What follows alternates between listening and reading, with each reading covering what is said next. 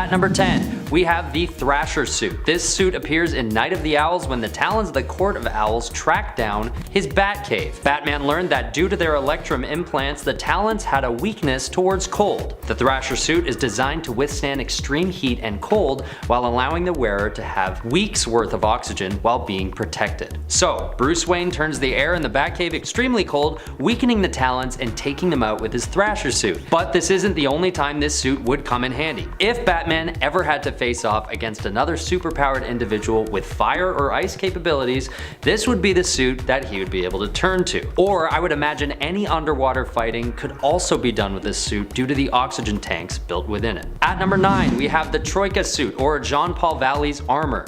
When he takes up the mantle, Jean-Paul decides it's time to update the suit he has to wear when it's time to go out to fight crime. His version of the suit is made of Kevlar and Nomex, making it impervious to bullets. He designs this suit preparing to face Bane and the mass breakout at Arkham Asylum. So, this suit is designed to face serious physical damage from an onslaught of angry prisoners with makeshift weapons. It also protects against intense heat in case of Molotovs or flamethrowers or anything like that. The suit also has a matte black color scheme, camouflaging him against the darkness in the city while he goes in to face this event. This suit is similar to the original, but it makes it onto this list because it's one that a lot of people don't talk about very often. And it just looks really cool. At number 8, there's Batman's Predator suit, which in Batman vs. Predator, he designs to face off against the alien creature. When in battle with the Predator, he's badly wounded and partially blinded, so when he adopts this suit to continue the fight, the sonar capabilities of the suit help to compensate for his blindness, and the exoskeleton of the suit gives him a boost of strength when he needs it most. In this battle, Batman hits Predator with a tranquilizer, which could have come from the suit as well. This suit is perfect for stealth missions with high risk for combat. The sonar would allow him to infiltrate any space without detection, and the exoskeleton would protect him from any resistance he might meet along the way. And when he's able to find his target, he could take them out initially with one of those tranquilizing darts. It's another suit that he made use of in a very specific scenario, but it could be very useful in the future. So don't hang this one up quite yet, Bruce. Keep it. At least until you run out of Batsuit space. Number 7, Cold Iron Armor. Everything in the War of the Realms related stories is just so metal. The Cold Iron Armor first appeared in Iron Man Volume 5, number 24 back in 2014, and came to be when Tony was on a stealth mission in the dark elf homeworld of Svartalfheim. The armor itself is actually worn over top of another suit, and it's completely made of iron. Iron is actually a metal that is lethal for dark elves, so it's kind of weird that Iron Man wasn't the first one called, but this is actually an Iron Man armor. Like, actually iron. Its weapons include a fireable iron hook, a cloud of iron nails, and these super sweet iron claws on each arm.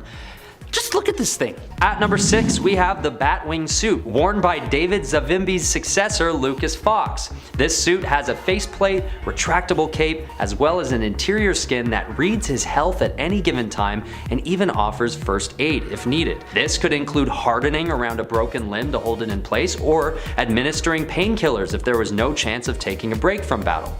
The Batwing suit also has invisibility that uses holographic sensors. This suit doesn't allow for flight, but it does have a glider for jumping between buildings or escaping a tough situation. There's also a really bright bat symbol right in the chest that can blind or otherwise distract any opponents in combat. It also just looks really cool when it's lit up. This suit can also be controlled by voice commands, kind of like the Iron Man suit, and get this, it can actually take blood samples and compare them with samples from the Gotham City Police Department crime database. It also has hands-free phone capabilities to boot, which is pretty nice, and the suit can also change Batman's voice in case he needed to replicate someone else's, as well as a smoke screen. There's even more stuff that I'm leaving out, but I'll just leave it at that for now. This thing is just out of control and makes for a great tool to keep the user safe and ready for a fight. Okay, number 5, we've got the SpiderMan 2099 suit. This spider suit has a cape. Yes, it's kind of small, but it's a freaking cape. First worn by Miguel O'Hara in SpiderMan 2099 number 1,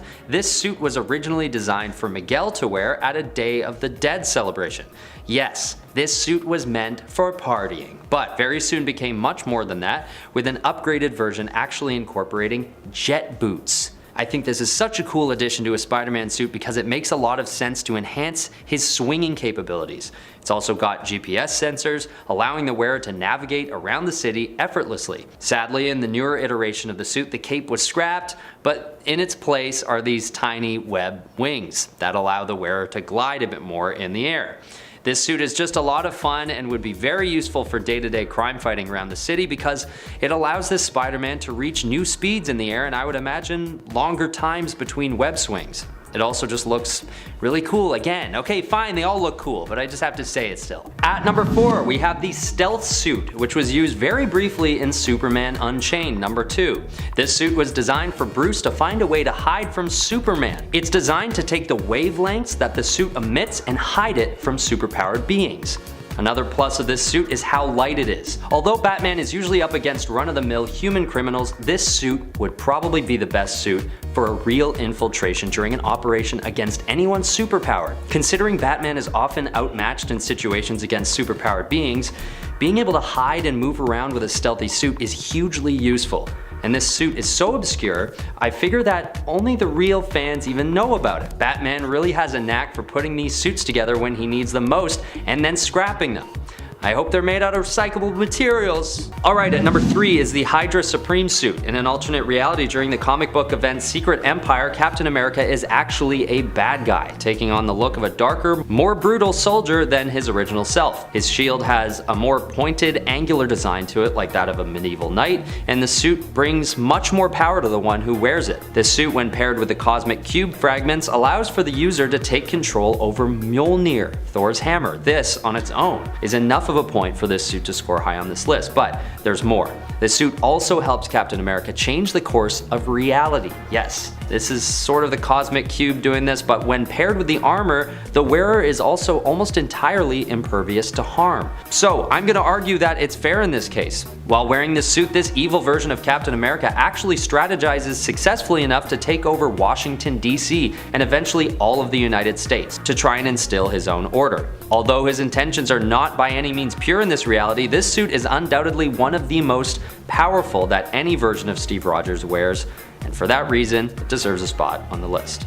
At number 2, we have Batman's Insider uniform. This suit is created with extremely high-powered technology, allowing for teleportation. This suit is so cool because it's able to connect with Justice League teleporters, allowing the wearer to teleport anywhere on Earth. This, I'm pretty sure, is a first for any Batsuit, but there is a catch. The suit requires a lot of energy and needs to be recharged pretty often.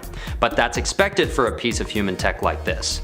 The good news is that aside from being able to be charged by any typical power source, this suit can also be recharged through any source of power being directed at it, which hints at some pretty cool absorption powers against superpowered opponents. This suit was designed to have Batman fit into the Justice League more seamlessly with abilities that allow him to adopt powers from everyone else on the team. Although all the powers are limited to the energy supply of the suit, it has super speed mode to replicate the Flash, heat vision mode to replicate Superman, either through the eyes or the helmet's like central eye, willpower mode inspired by the Green Lantern rings, which offers a big concentrated blast of energy like the Owen power rings, and the suit also has camouflage mode inspired by Martian Manhunter, allowing the user to turn invisible. It also has a cord like that of Wonder Woman, which forces those ensnared in it to tell the truth, also being able to zap that foe with an electric shock just for a little bit of inspiration. And to top it all off, the suit allows for flight using magnetic fields. Just thought they'd throw that on the end there. Batman can fly in this suit. Okay, at number 1 we have the Justice Buster. This suit just looks absolutely insane, and it was used to take down the entire Justice League when Batman went bad on them. It's obvious by its appearance that it has enhanced armor, taking hits from supervillains with actual super strength, which is usually unheard of for Batsuits. And some of its very specialized offensive functions are its bind of veils, used to incapacitate Wonder Woman, its hyper-fast servers, used to process information faster than the Flash can run, this part of the suit was most expensive, as well as a hyper-fast cannon that can take out the Flash despite his super speed. This thing fires faster than Batman can even sense anything has happened due to the servers mentioned before, which is insane. He's able to take down Aquaman with his powdered magnesium carbonate cannon, which binds Aquaman's body in this goopy substance, preventing movement. An electromagnetic nerve tree used to defeat Cyborg, a citrine neuralizer which is used to defeat the Green Lantern, prevents him from using his ring. The fist of the suit actually contained red suns collected from dead solar systems, which is a weakness of Superman's, making his punches super effective against Superman in this suit. It also has plasma shields to defend against Superman's heat vision and thermal capabilities to protect against freeze breath. Wow, that's a mouthful. That's a lot of stuff, and I didn't even get all of it. This is objectively the most powerful suit in Batman's arsenal, having so much in it and so much use that he can actually take out one of the most powerful superpowered alliances in the cosmos. Wild. Number 10, the Arctic Armor. First appearing in Iron Man number 318 in July of 1995, the Arctic Armor was made to withstand the harsh temperatures and conditions of the Arctic. While mainly used by Tony so he could access his secret Arctic bunker, the suit could be used in other cold weather situations, like if he had to fight an Arctic-based villain. Being in Canada, I would absolutely find a use for this suit. For example, I could use it to walk to work without the air hurting my face. Number 9, Hydra Armor. We know that the Iron Man armors all have some underwater capabilities. We saw it in the first Avengers movie, but the Hydra armor can work at underwater depths of up to 3 miles down, surviving the crazy water pressure that comes with being deep in the sea. I'm gonna be honest, this couldn't be me.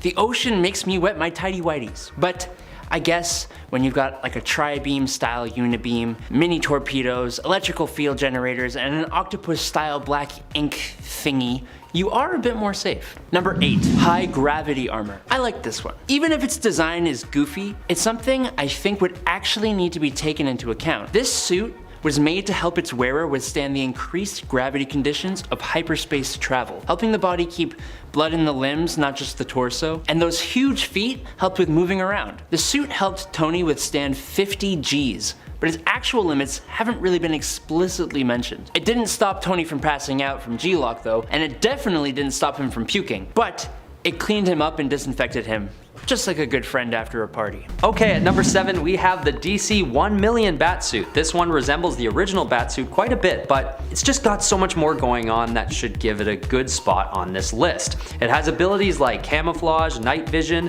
it has a fireproof cape, a reinforced exoskeleton, gliding wings, armor, a hard drive that holds over 10 times the amount of data as the Bat computer, which he could also wirelessly connect to if he needed to. The suit also has electrical absorption and holographic capabilities. This one is just so supercharged that for the average Batman confrontation, no one would stand a chance. It still sits further back on the list, but only because some of these ones coming up really go above and beyond in the face of some pretty tough villains. Number 6, God Killer Armor Mark II. Bet you didn't know that Tony Stark had a celestial-sized suit of armor powered by 8 nuclear reactors that is just casually orbiting Mars. Or I guess if you read Avengers Volume 8, Number 5, you would. This armor entered the fray when the Dark Celestials attacked the Earth and battled alongside giant versions of She-Hulk, Thor, and Ghost Rider. While there are other versions of the God Killer armor, this one is my favorite. And the fact that it was kept orbiting Mars just in case really feels like something Tony Stark would do. Okay, at number 5 is the Paradise X suit, which is barely a suit at all. It's more of a single American flag wrapped around the naked body of a godlike Captain America. In this storyline, Captain America has died along with other superpowered beings we know, and they are living, or rather existing, in a celestial realm called Paradise X. And instead of the Avengers, they're called the Avenging Hosts. It's pretty out there, but basically Captain America is a ghost type entity with mystical powers in this storyline, and he is able to fly. He's also able to shapeshift and tap into the memories of the other entities in this Paradise X realm. So yeah, that's all well and good that he's super powerful, you say, but how is his suit useful? Well, this one may be arguably one of the most useful suits on the list, considering it's the only thing that's preventing us all from witnessing this supernatural Cap's celestial parts. I'm serious. That's the genuine reason why this suit takes a spot on this list. Sure, I could argue that it supports his supernatural abilities, but we all know it's just a cloth. A very useful cloth that protects this comic book series from an X rating. Useful? I'd say so. Bit of a stretch? Maybe. I thought it was funny. 4. The Ablative Armor. This armor was pretty unique. It consisted of tons and tons of little honeycomb-shaped tiles that are all held together by a force field. The idea was that the tiles would break on impact, better absorbing impacts that a solid piece of armor was less useful for. Anytime a tile would be destroyed or fall out of the force field, it would be replaced by another tile, which is good for a suit of armor. These tiles could even separate from the armor itself and be used as projectiles or as countermeasures. Overall, it's just an armor with so many unique and useful capabilities, and I hope we see more of it. Hey you nerds, before we get on to the top 3, I just wanted to say a quick thanks for watching. I hope you're enjoying the video. If you are, why not hit us with a like and maybe subscribe? It really helps us out to continue giving you videos. Alright, moving on. Alright, at number 3 we've got SpiderArmor Mark III, otherwise known as the Ends of the Earth suit. This suit is created in Horizon Labs by Peter Parker as a last resort to help take down the Sinister Six. But I guess Peter works well under pressure because this suit is insane. Starting with the helmet, it has super hearing capabilities designed to pick up on Chameleon's heartbeat. The helmet could also communicate with Spider-Man's fellow teammates in battle with a comm link system. It also has a holographic sensor allowing the wearer to see through Mysterio's holograms and illusions, and it's capable of repelling Electro entirely, turning him back into human form on command, which is pretty cool. The suit allows for Spider-Man to fly with jet boosters and enhances web shooters that allow the user to fire more webs than the typical suits. Not only that, but the utility belt on the suit carries multiple cartridges of different types of webbing, also spider tracers and ice spiders. And listen, I'm leaving out a few things for time's sake too. Listen, the only reason why this suit doesn't take number 1 is because its abilities were catered pretty specifically to the feat of taking down the Sinister Six. So, in other cases, it might not be quite as effective as it is facing off in this specific scenario, but that's only one small fault for a very useful suit. Pretty nuts. Number 2, Thorbuster Armor. Now most people know about the famous Hulkbuster suit thanks to the MCU, and just because it's awesome. But did you know Tony has made a Thorbuster armor as well? There are actually a few Asgardian-based Iron Man armors, and they are all extremely awesome and useful. But to me, an armor to counteract the God of Thunder directly seems the coolest. He used the armor to go toe-to-toe with the God of Thunder, who is already massively powerful. But Thor was actually boosted up by the power of the Odin Force at the time. The armor was able to manipulate Asgardian energies like the Odin Force, which served Tony well. He was even capable of stopping Mjolnir mid-fight. Unfortunately, Thor destroyed the suit's reactor, forcing Tony to eject. But if this armor could trade punches with Odin Force Thor, it would be extremely useful facing any Asgardian related threat. Number 1, the Virtual Armor. This suit is probably the most unique of all of Tony Stark's armors. It's also the most recent suit on this list. The Virtual Suit first debuted in Iron Man 2020 Volume 2, number 5, when Tony Stark had his consciousness pulled out of his body to save his life, and it resulted in the Virtual Armor, which was made from the resources of the 13th floor, which is basically a virtual reality built of solid light. Look, it's hard to explain, okay? The Virtual Armor could allow Tony to create any weapon he can think of. It augmented his strength, it protects against weapons fire, and it's invisible by default, acting as almost a force field around Tony. It can separate to form a prison-like bubble. The suit even somehow still allows him to fly and protects him from the vacuum of space. I have no idea how it works. Like, at all. And it's the most comic booky thing I've ever heard of, but its almost limitless possible capabilities easily make it the most useful Iron Man suit. Which starts our list at number 10 with Spider-Man's Bulletproof Suit, or SpiderArmor Mark II. This suit is designed when Peter Parker loses his spider senses, which we all know would make him much more susceptible to bullets specifically. So instead of taking a break and hiding away for a while, or being too heroic and going out and getting shot, Peter just creates a new and improved spider armor to face off against Massacre, a mass murderer. Massacre had captured a bunch of hostages, but when Spidey swoops in, he makes easy work of the killer by easily deflecting his bullets.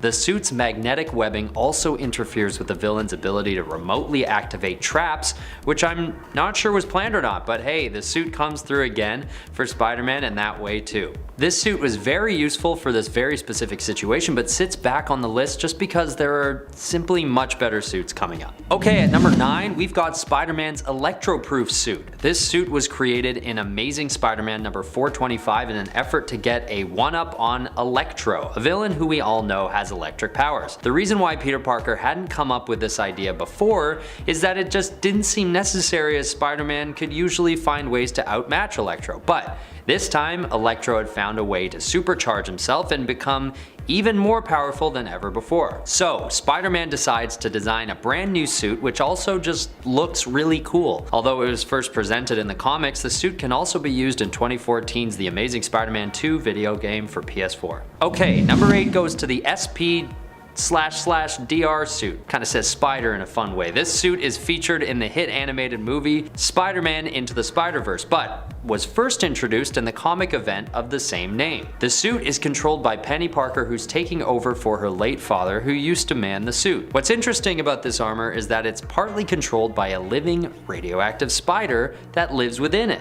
And to use the suit, Penny has to get bitten by the spider, which she dutifully does. The suit is massive, offering tons of protection, and it shoots extra durable webs out of its integrated web shooters.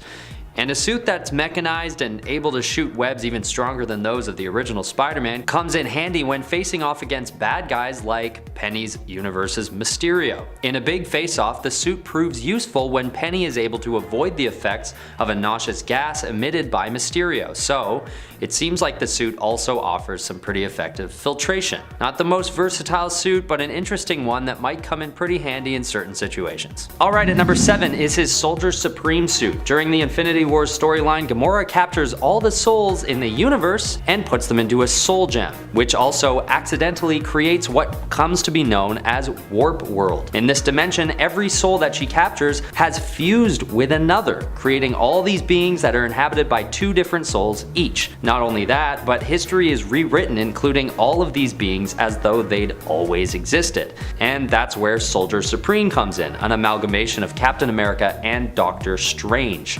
And you betcha that this amalgamation gives us a new suit design as well, which looks a lot like what you'd expect, a Captain America and Doctor Strange hybrid. Soldier Supreme's abilities allow him to have a perfect mixture of Doctor Strange's magical powers and Captain America's leadership skills. During the Warp World version of World War II, we see Cap healing downed comrades, while also leading them into battle, making what becomes one of the most powerful and useful iterations of Captain America out there. The only reason why I don't put this one at number 1 is because it could be argued that it isn't the suit giving him these powers, but Gamora's spell.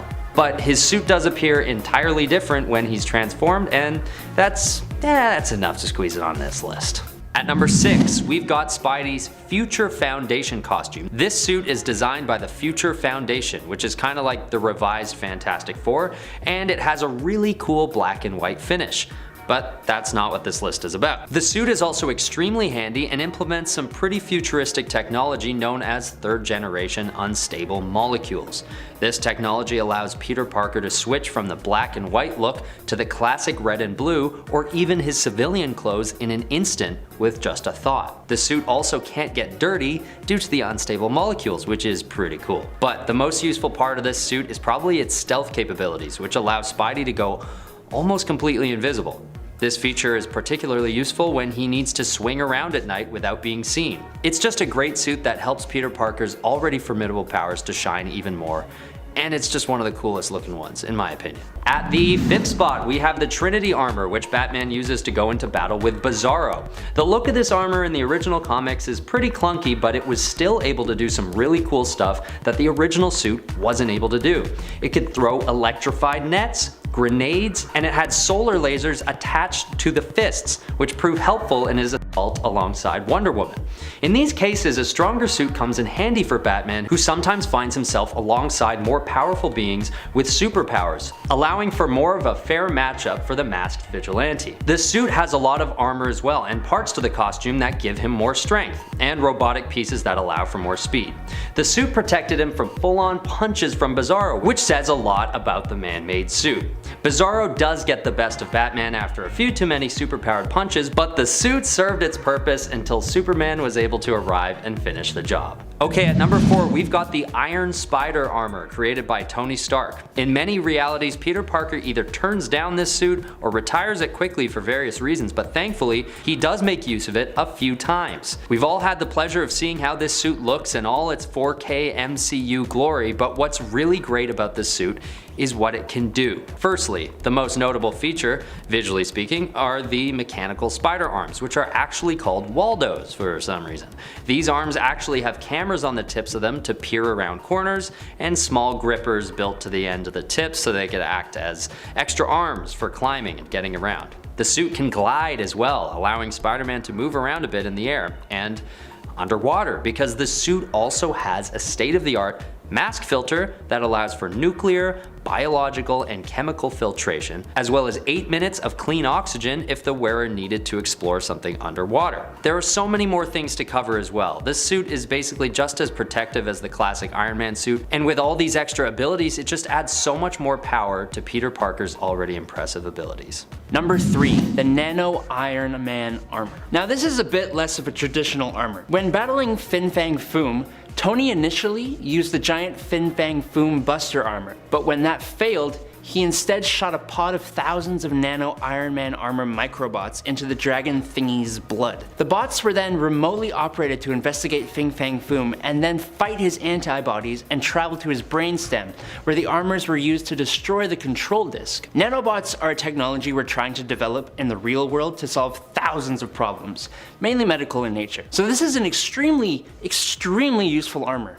At number 2, we're graduating from the term useful and veering more into absolutely overpowered with Spider-Man's Captain Universe suit. Alright, fine, this isn't really a suit per se. Like, it's not something any old Peter Parker could slip on and off, but it's still a suit and it's still extremely useful. This suit was created when Spider-Man was involved in a lab accident, but unlike the radioactive spider situation, this time he's actually given what's called the Uni-Power, making him one of the most powerful Spider-Man characters we've ever come across. He's got Univision, which endows him with a sort of cosmic consciousness, allowing him to sense things not just coming at him in the macro world, but he can sense things on a subatomic level, bringing the Spidey senses to a whole new meaning. This power also allows him to get people to tell the truth, which is pretty handy, I'd say.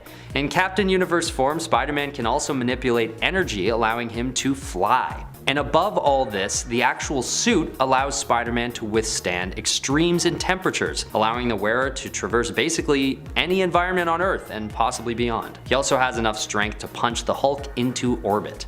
And yes, it may be arguable that this isn't the suit allowing for this kind of power, but the suit and the powers kind of come together in this instance, so it remains on the list. Okay, at number 1, it is the Amazing Spider-Man suit, or Spider Armor Mark IV. Okay, here we go. This suit can detect magic, infrared and X-ray beams, scan injured people to determine their injuries, and even detect plasma levels in blood to help administer first aid on a superhuman level. And in this iteration of the Spider Armor, the different webbing is available not by switching out cartridges on a waistband, but by voice command. So the wearer just has to say the word and the web shooter will go from shooting regular webs to electrified webs to concrete webbing, which is a web with such strong durability that it was able to stop an Aztec god in its tracks. The suit also has an array of defensive capabilities, like administering antidotes if the wearer comes into contact with poison, as well as stealth and camo abilities as well. I'm missing so much just to keep this one short, but it's fair to say that this suit is the most widely useful as of posting this video, and I just can't wait to see what comes with the Spider Armor Mark V. At number 10 is the Yeoman America Armor. This costume is introduced in Avengers Volume 3 issue number 2 when Morgan Le Fay uses a reality distortion wave, which turns all the Avengers into medieval versions of themselves. And Steve Rogers' look totally changes as well, with his armor resembling that of a medieval knight. What gives this suit a spot on the list is the fact that it comes with a sword, and considering how powerful Captain America is without a weapon, just imagine what he can do wielding a sword. Now, there are downfalls to the suit as well, like it appears as though it has reduced mobility due to the loincloth thing, the crude knee pads, and the hood. And one might argue that since it's a medieval costume, the shield would be made of a traditional steel steel or iron instead of vibranium or other reinforced metals. But still, this is a list about useful suits, and there's no doubt a sword definitely has its uses. At number 9 is the original Howard Stark redesigned suit.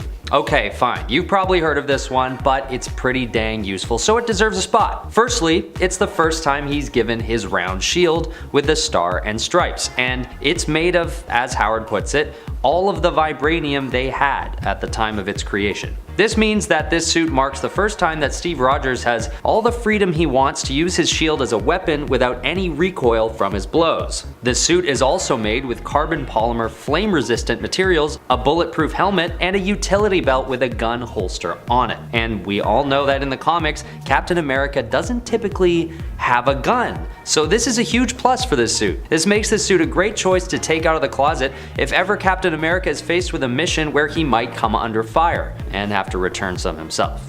Pretty handy if you ask me. At number 8 is the Nomad Suit. Unless you're a real Captain America fan or you just spent 2 days researching Captain America suits, you may not know about this one. Basically, back in 1974 in issue 180, Steve Rogers decides he's done with all the politics of being a hero and puts down the costume altogether. In its place, he decides it's time to design himself a brand new suit and go under the moniker of Nomad. And because of his background as a comic book artist, Steve decides to design it himself using regular materials, and he gives himself a cape. Okay, for those of you who know what I'm talking about, you're probably punching your screen right now. Like, how can a costume made out of like a polyester blend be useful at all for Captain America? But here's the thing, this suit is useful for any time that Steve Rogers needs to go under the radar or blend in with the night. It's also got a lot better mobility than his typical suits without all that bulky armor in his way. So I would argue that throwing on the Nomad suit is probably one of Steve's best options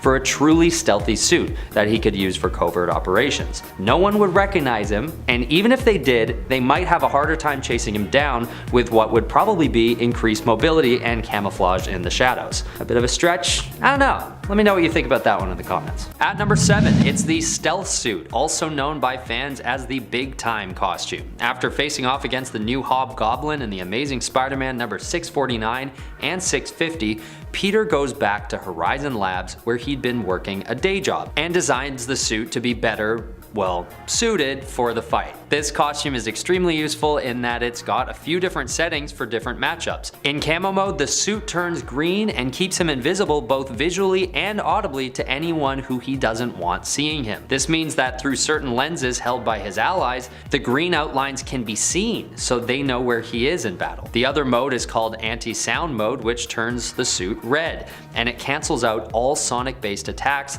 like the new Hobgoblin's supersonic attacks. The suit also has anti-metal spiders that can shoot out the top of his wrists that will eat away at and dissolve metal. And the suit can also repair any tears in the fabric at the command of the wearer's thoughts. Okay, at number 6, we have the Commander America suit, worn by a descendant of the original Captain America, Steve Rogers V. This suit appears in an issue of What If, that poses the question, what if Cap and the rest of the team went up against the Guardians of the Galaxy? This suit has 5 generations of work done on it, giving it some added features that make the suit much more useful than the original, one of which is the space helmet attachment that allows the user to travel in space. This is a useful development considering that there are some major events in the Marvel Universe that take place in the expanse of the cosmos, as well as on other planets with different atmospheres. In a hypothetical situation where Steve Rogers has a closet full of all the suits on this list, past and future, this suit would probably get taken out more often than you might think, for any conflicts that take the team into the void.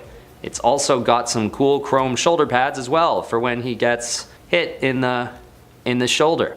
Okay, fine, it's mostly about the helmet. Number 5, Deep Space Armor. This is probably the one armor on this list that most people have heard of. This suit was created when Tony Stark took a vacation from Earth and went out into space with the Guardians of the Galaxy. The suit can use an autopilot in emergencies and even allows Tony to control suits hundreds of light years away back on Earth. It's a modular suit too, allowing for things like enhanced back thrusters and wrist-mounted explosive launchers. It even has an extension that allows for lunar landings. It can travel at warp and subwarp speeds, which is useful for space travel. Just overall for space travel, this suit is the most useful of all the Iron Man armors. At number 4, we have the 2099 suit developed by Alchemax. On Earth 23291, the Captain America identity belongs to a woman named Roberta Mendez. And in this reality, the Captain America suit is extremely powerful with a few new capabilities that make this suit stand out hugely from the rest. The two main features that really give this suit the edge are the energy wings and the energy sword that the suit is equipped with. Considering Roberta also has the super soldier serum coursing through her veins, everything that comes with the suit is an automatic plus. In the very start of the first issue of Secret Wars 2099, we see a bounty hunter trying to take a shot at Roberta, but is totally overpowered by this new flying ability of hers. And there's no question that anyone wearing the suit can call on these abilities, making these new powers not exclusive to the wearer of the suit, but of the suit itself. So with the types of threats coming at this reality's Avengers, they know that their leader will have no problem in both offensive and defensive stats. This definitely beats out a lot of the other armors worn by any Captain America across all realities. This superhero just isn't often seen equipped with much other than a shield and maybe a sidearm, so energy weapons, definitely a huge advantage for any Captain America as far as I'm concerned. Okay, at number 3, we've got the Suit of Sorrows. This one is really unique both because of its age and the tales that it actually has magical capabilities. Built during the Crusades in 1190 CE, this suit at first glance seems like a basic piece of armor, but it's known to actually cause the user to become more violent. And when it's gifted to Batman by Talia al Ghul, this proved to be true. The reason why this suit sits higher on the list is that it's the only suit that I could find which is actually known to be enchanted in some way. Every other suit uses some kind of complex human technology, but a magical Batman suit just had to fit on this list. Besides, it could come in handy if Batman ever needed to go extra hard on some of his enemies, helping him to abandon his usual heroic tendencies to help him go a little harder on the tougher foes. Not sure who or when this could be useful, but it just strikes me as one of those pieces that Batman might want to keep around for a day when he's really matched against someone pretty bad. At number 2 is one you most likely have heard of before, but it needed to make it on the list just because of how insanely useful it is compared to the original suit, and that is the Sam Wilson Falcon uniform. This suit is given to Sam Wilson when Steve Rogers wanes off of the super soldier serum and gives up the mantle of Captain America. And it is a huge upgrade. Taking on the abilities of Falcon and Captain America at once, this suit allows for flight and rocket and machine gun fire out of the wings. On top of this, we see how strong these wings can be when used to shield Wilson in battle. This gives the suit the added bonus of a nearly indestructible full body shield made of vibranium, on top of the iconic handheld shield passed down with the Captain America mantle. The shield can also clip into a holster on his back, giving him protection from behind when he doesn't see it coming. This suit is such a major upgrade from the original and could probably be maneuvered by anyone who puts it on, giving it sophistication. So there's no arguing that this suit on its own could be pretty useful to anyone with fighting and piloting skills, and it's probably one of the closest things that Captain America has to an Iron Man suit, other than our number 1, which is the Exoskeleton Suit. This is an extremely useful suit for Captain America given the circumstances he finds himself in issue 437. Sometime in the future, Captain America has been rendered completely paralyzed after contracting an illness from the super soldier serum. So, none other than Tony Stark designs him a suit that, much like the Iron Man suit, can actually get him up and walking around again, and fighting around again, and in arguably an even more effective capacity than ever before. The suit is designed to offer extreme protection due to the sophisticated armor and some other nifty effects as well, like beams that he can shoot out of his palms that cause severe cases of vertigo, and magnetic gloves and missile protection that offered Cap a lot of good defense against serious threats. Yeah, they're not the most destructive features, but this is actually intentional. Tony Stark decides to keep the suit entirely non-lethal to keep Steve Rogers' values in line, allowing him to face evil without stooping to their level. So not only is this suit useful to compensate for and basically cure his paralysis, but it's also arguably a really great suit to return to if he's ever facing an offensive threat that might require heavy armor. He can also call on the armor to attach to him within seconds because he was, totally paralyzed. But this is also a feature that's basically unprecedented for Captain America and would be useful with or without the plight of full body paralysis. Casper Cole. Before Kevin Casper Cole became the White Tiger, he was a narcotics officer. Seeking a promotion, he and a few other officers began performing unsanctioned drug busts. Casper wore a bulletproof Black Panther costume that he took from his boss, which absolutely gave him an edge. Like when he and his other officers were ambushed by a crooked cop that resulted in the other officers being put in the ICU. Casper was suspended for not wearing his vest, and he posed as the Black Panther for a time to bring down Sal and the 66 Bridges gang. Other than the usual benefits of a Panther habit, Kevin's suit sported a trench coat and many more pockets and pouches as he wielded actual 9mm pistols. I almost want to call it Detective Panther suit. Number 9. Hell's Kitchen. After being ambushed by Dr. Doom, who put T'Challa in a coma, another had to take up the role of Black Panther. T'Challa lost his enhanced abilities, and after the events of Doom War, he rendered all of Wakanda's vibranium inert. So, no powers, no vibranium, and no longer the ruler of Wakanda. How about a vacation to Hell's Kitchen? After being possessed by a demonic entity, Matt Murdock, Daredevil, needed time to recover and rediscover himself away from his home, and he left the defense of Hell's Kitchen to T'Challa. Enter the Black Panther Man Without Fear story. As the now depowered street-level defender of Hell's Kitchen, T'Challa had to rely on the basics, such as his body armor, homemade gadgets, and his fighting ability. This suit doesn't really display its own usefulness. I'd say that instead, it displays the usefulness and ingenuity of T'Challa himself. Stop right there, criminal scum. Kidding. You're only a criminal because you're so criminally good looking. Okay, I've given you a compliment. Now you give me one by liking and subscribing. I think this is a good trade-off. I boost your confidence. You support this channel so we don't fall into the black abyss of obscurity. Cool. Thanks. Love you guys. Number 8.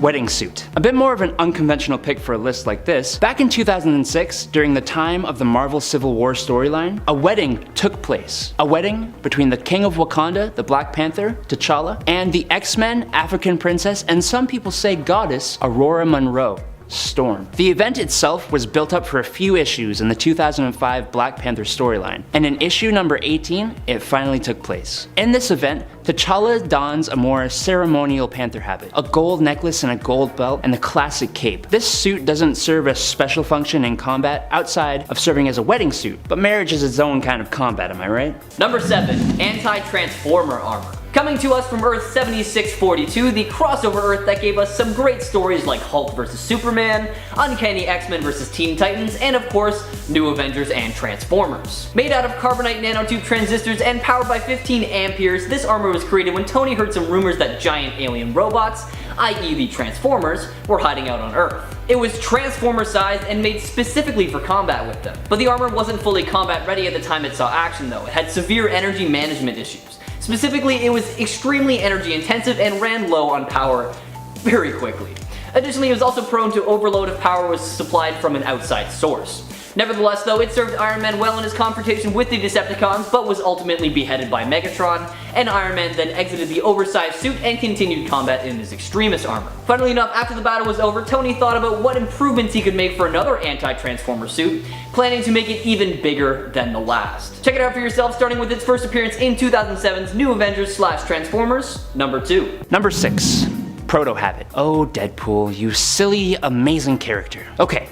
So basically, what happens here in Black Panther vs. Deadpool number 4 is that Mr. Poole heads to Wakanda to steal a bit of vibranium to help him heal a mailman. Wade actually ends up grabbing a red ceremonial Wakandan necklace and puts it on to go and make his escape. What he did not know is that this necklace was actually a prototype Panther habit. The suit analyzes his DNA, and since Black Panther has everybody's DNA on file, it remakes itself on Deadpool, adapting to his usual color scheme and the weapons he likes to use, christening himself Panther Poole. Or Dead Panther. No, Panther Poole. Panther Poole's better. It also pretty much brings him up to par with the true Black Panther, which is proven when the two get into it, until Wade's pocket-sized teleporter gets damaged and he teleports to the vibranium mine, which he then teleports to right outside New Jersey. Coming in at number 5, we have the black and gold Iron Spider suit. This suit is a masterpiece. The black and gold go together so well. You can't not look like a boss while wearing something like that. Also, it has the extendable metal arms that every other Iron Spider suit has. Now, I'm well aware that this suit is only worn by Miles for a little bit. I know that it's mostly worn by Aaron Davis, who is the Prowler and also Miles' uncle. Man, I think you have to have family issues if you want to become a hero. It's like the trauma makes you better at saving people or something. Number 4. Panther Battle Armor. Okay, bouncing right off of that, Shuri actually dons another Panther armor during the events of Doom War that I just really want to talk about. Shuri wore a battle mech armor that further amplified her strength, endurance, and durability past its already peak human levels to superhuman levels. The battle suit also had new cool weapons like this pair of vibranium powered daggers. Some versions of this armor that the Dora Milaje wore have flight capabilities with these really sweet heli drone like packs. The battle armor also has sensory arrays that made her an even more formidable adversary. Overall, just an armor that boosts the already technologically advanced superhuman to another level. Number 3, Mark 38 Uru Armor. Making its debut in the Fear Itself storyline, the Uru Armor, also known as the Iron Destroyer, was an enchanted bleeding edge armor that was based off the Destroyer, enhanced with Asgardian magic, and covered in Asgardian Uru metal. During the War of the Serpent, Odin Borson let Stark have access to the forges and created an arsenal of Uru weapons to combat the enemy forces raising the Earth. In order to acquire his own enhancements, Tony merged the systems of the bleeding edge armor with Uru, turning it into the Iron Destroyer until the end of the battle. This specific suit's capabilities are not entirely known, but since it is an improvement on the bleeding edge armor, then we can only assume it still has all the capabilities of that suit, such as regeneration, that whole energy blade and deflector shields thing, and of course, the normal weaponry that you would expect. Now, just imagine all of that, coupled with the almighty power of Asgardian magic and a near indestructible metal. That would make for one ridiculously OP suit. So why not check it out for yourself in 2011's Fear Itself number 7, and let me know what you think of it in the comments below. Number 2. Heavenly Armor. This new thrice blessed lightweight suit first appeared in Black Panther Volume 4, number 13, when he teamed up with Blade to fight vampires, which just the idea of that kind of sounds really cool. But this suit just makes it better. This suit has been consecrated in the name of the Panther god, and alongside the suit, he also wields the ebony blade of the Roman Catholic Church. This suit offers him other defenses and abilities than his regular suit. For example, it defends against attacks of a mystical nature. This Panther habit also allows him to fly if he reaches the right speed. It is also incredibly badass. I just wish we got to see more of it. Number 1.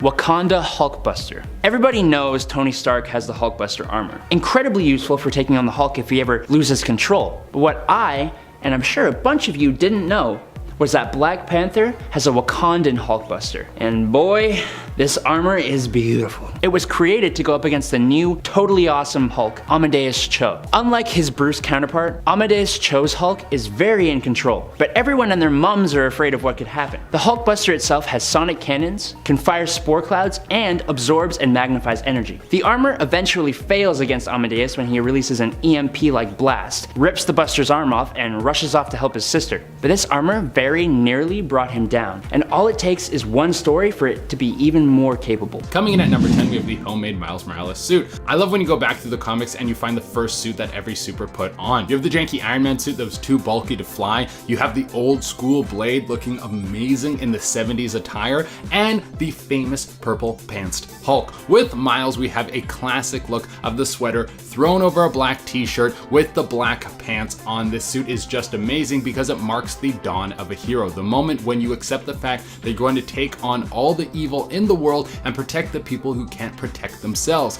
And it shows how young, unexperienced, and unprepared Miles is to go out and fight crime. Those first few years as a super are some of the best comics you can read. It's fun watching the hero make little mistakes while trying to stop a bank robbery. It's a refreshing break from trying to stop Thanos from collecting the Infinity Gems. I gotta say, that's probably a lot easier. Coming in at number 9, we have Miles wearing Spider-Man. This happens a lot in comics. A superhero dies and then a less experienced hero with similar abilities puts on the suit to take up the mantle, so the world feels safe and no one knows that they passed away. We saw it happen in Batman when everyone thought that he was dead and Nightwing decided he would become the new Bat. And then the same thing would happen with Miles, but in a much less official way. In the Ultimate Spider-Man universe, there was the tragic death of Peter Parker. The world was now left without Spider-Man. Miles thought that New York should not be without the friendly neighborhood hero. Now, unlike Nightwing becoming Batman, Miles didn't have access to the official tools that Spider-Man had been using, so he ended up wearing a Spider-Man suit that a friend purchased for him from a Halloween store. You can imagine this wasn't the same quality suit that Peter Parker had been repping, but hey, a hero gotta do what a hero gotta do. Coming in at number 8, we have the Spiderverse Spider-Man costume. Let's roll from one tacky, poorly fitting Spider-Man knockoff suit right into another. In the movie Into the Spider-Verse, we have Miles wearing a Spider-Man costume that he cuts eye holes into, and it's way too baggy for him. This is a hilarious look, and it really showcases the hero just starting out and having no idea what he's doing. Not only that, but Miles got this suit from Stan Lee himself. Do you guys remember that scene in the movie? Just a warning for anyone who hasn't seen Into the Spider-Verse. I don't know what you've been doing with your life, but there will be some spoilers coming up.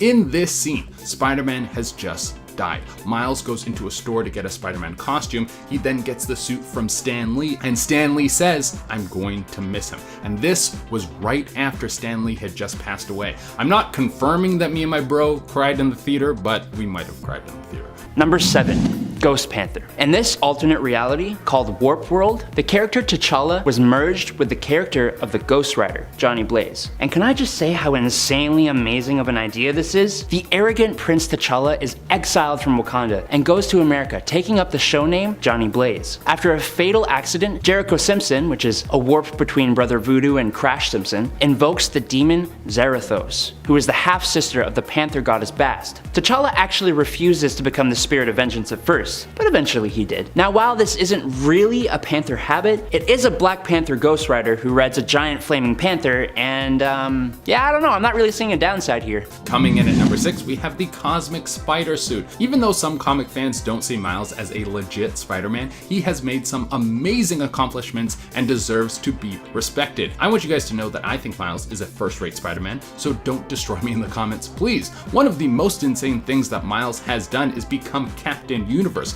This took place in Spider-Geddon number 5, and it gave Miles a whole new look. The white, blue, and black cosmic look was extremely cool, and of course he had a slew of new powers at his fingertips. He had the ability to blast energy rays out of his hands, he could fly, he had hypnosis, he had telekinesis, and that is just a few of the powers that were passed down to him. When people become Captain Universe, they are sort of a Silver Surfer-esque being with the amount of cool things they can do. Number 5, Mark 48 Cold Iron Armor. Another suit coming from the mind of Tony Stark of Earth 616 is the Cold Iron Armor, formerly known as Mark 48. It was first used by him after a stealth mission gone wrong, and Stark found himself in need of some reinforcement. At first glance, it doesn't look all that powerful in the conventional sense, but that's because it's specifically designed for the interaction with the magic realm rather than the human realm. What was otherwise a regular Iron Man suit was altered with the help of the magician Siobhan Haldane, who basically created something to help Stark survive in the world of the Dark Elves. The suit itself is made of cold metal, so just touching it weakens the Dark Elves, and it can also fire weapons made of that same iron, allowing the Armored Avenger to live up to his name just a little bit more, while being effective against the things that have a weakness to that material. All in all, this makes him deadly enough for the elves, who normally, for mortals, are a big threat, and that is why the suit is on our list today. Check it out for yourself in 2014's Iron Man Volume 5, number 24. Coming in at number 4, we have Spider Tech.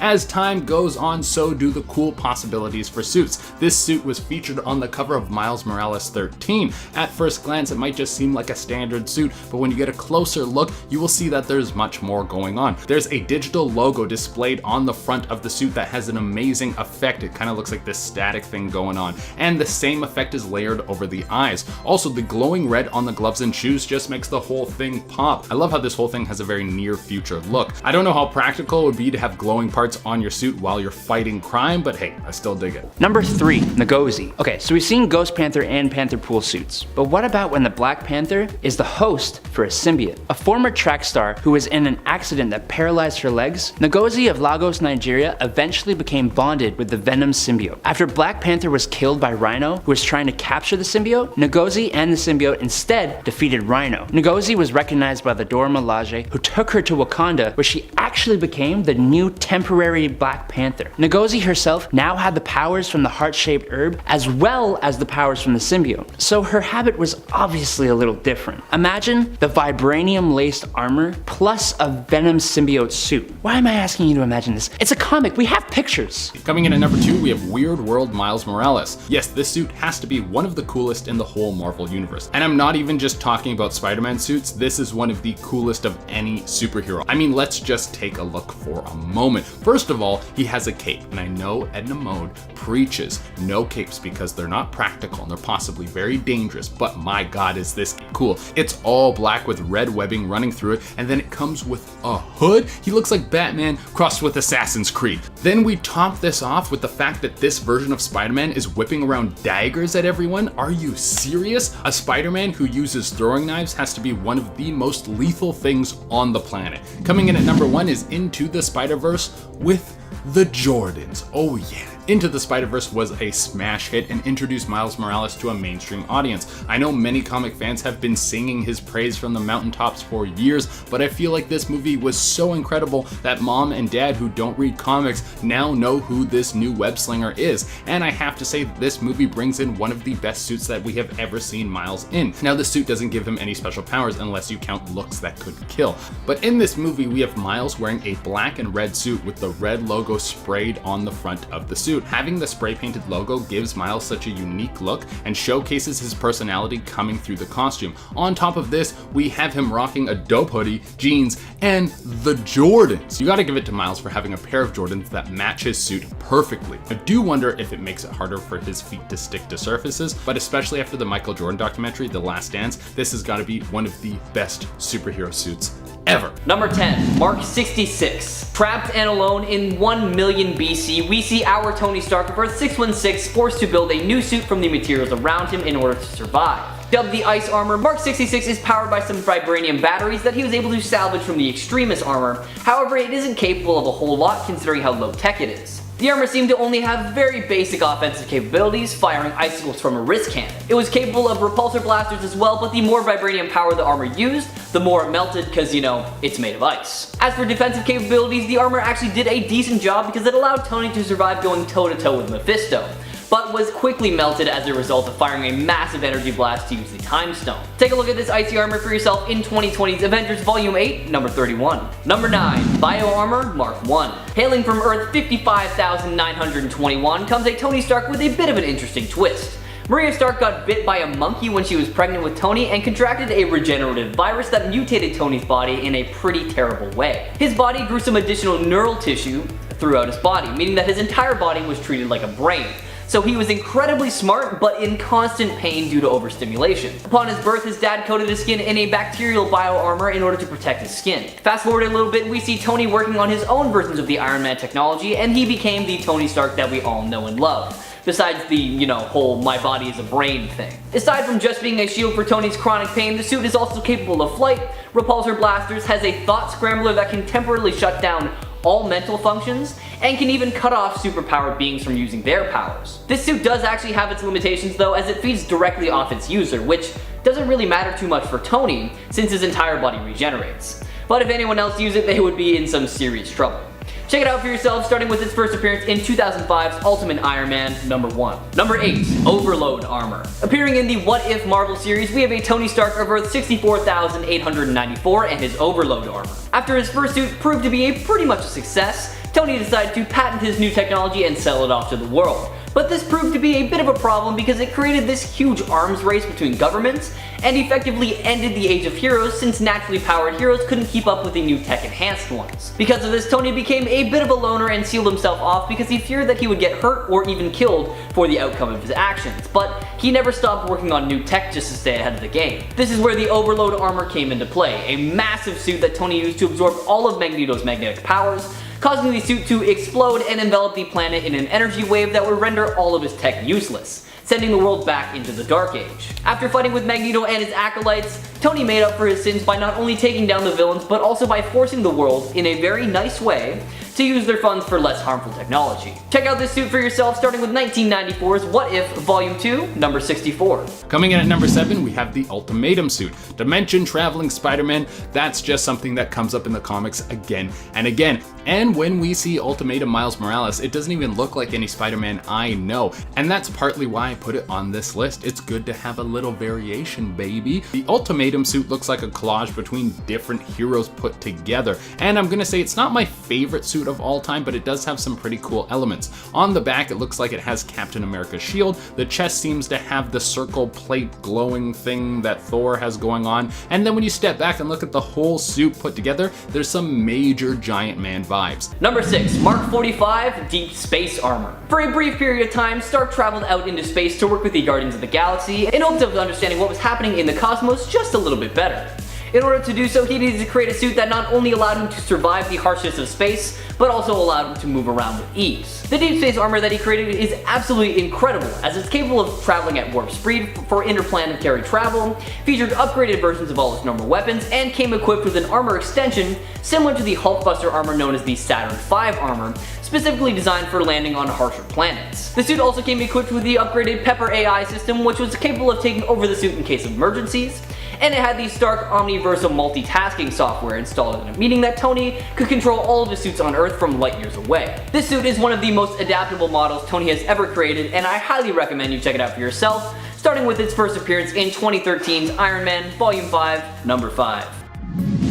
Shuris Suit. As I said before, there was a point in time when T'Challa was attacked by the forces of Dr. Doom, putting him in a coma. The one who took up the mantle of Black Panther was his sister, Princess Shuri. Along with the powers that come with consuming the heart-shaped herb, Shuri also received a Panther habit. None of us should be surprised to know that Shuri herself, while being perfectly capable of hand-to-hand combat, prefers using weaponry and tech. This is reflected a little bit in her habit, which is a bit more tech-savvy. Her tech and weaponry include a truncheon, capable of dishing out electric shocks, shock nets, snake bites, which are pellets used to immobilize enemies by releasing knockout gas, and desert sand, which are microscopic sand-like devices that can release an EMP. The claws on Shuri's habit were made of vibranium shells encased by adamantium, which is a little overkill, but nice. She also used to carry standard Wakandan-made spears. She now appears to have Zuri's Spear of Bashenga, which belonged to the founder and first king of Wakanda. Number 4, Mark 29 Extremis. Yep, that is right, I'm actually talking about the Extremis armor this time.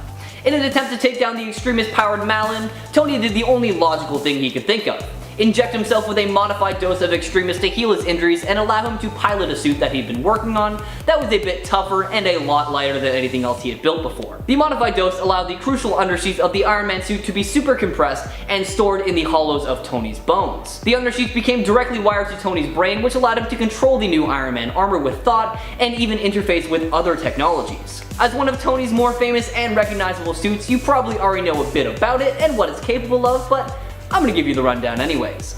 This suit was capable of regeneration for both the suit and its wearers, could be piloted remotely, allowed Tony to access pretty much any form of technology, could time travel, and was pretty adaptable as the neural net would not only protect the wearer from superpowered attacks, but could also simulate them. Also, can't forget that it came equipped with the standard unibeam, pulse bolts, and flight ability as well.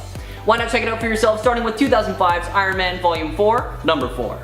Coming in at number 3, we have Miles Cross Carnage. Whenever a symbiote gets onto someone, it makes them 10 times cooler, and when this creepy liquid alien managed to hook its claws into Miles, we got a variant look that is insanely cool. The black and red cross with the flowing being of the symbiote really makes the suit look way cooler than a lot of the other versions of Carnage. Maybe not cooler than the Green Goblin, but that's a whole other beast. My favorite thing about this look is the spiral on the face. The sort of hypnotic spin that is entrenched in the face really gives off an image of insanity, and when Carnage is pulling the strings, you know things are going to get a little crazy. Number 2, Mark 68.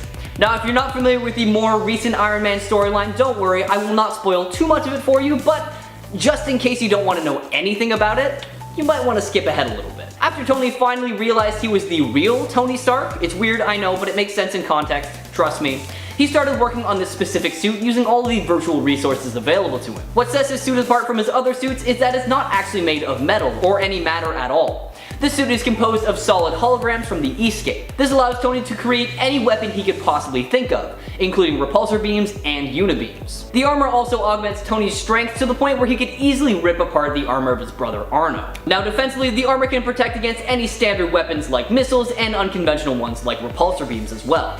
I think the best way to sum up the suit is with a quote from Tony Stark himself. "Come on, Arno, still making armor out of metal? How very 2020. I'm a futurist. My new suit's made of an entire world. the Escape. Solid hologram, virtual armor, it's only my limit. My imagination. Take a look at this armor for yourself, starting with 2020's Iron Man 2020, Volume 2, Number 5. And Number 1, Xeran Armor. Making its debut in What If Newer Fantastic Four, a new iteration of the Fantastic Four was introduced to us made up of Iron Man, Spider-Man, Wolverine, and the Hulk.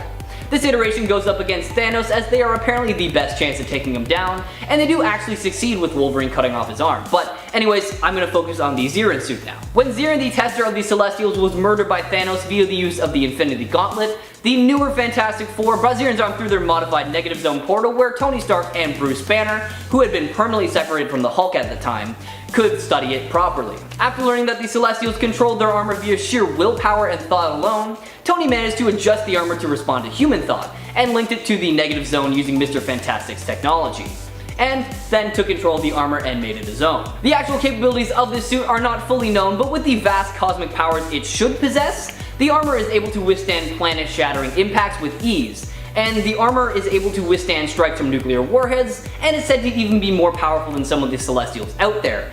And not to mention, it's said to be even more powerful than the God Killer Mark II. If you've got any more info on this suit, please let me know in the comments below. I am honestly in love with it and would love to know some more. For now though, check it out for yourself in 2009's What If Newer Fantastic Four.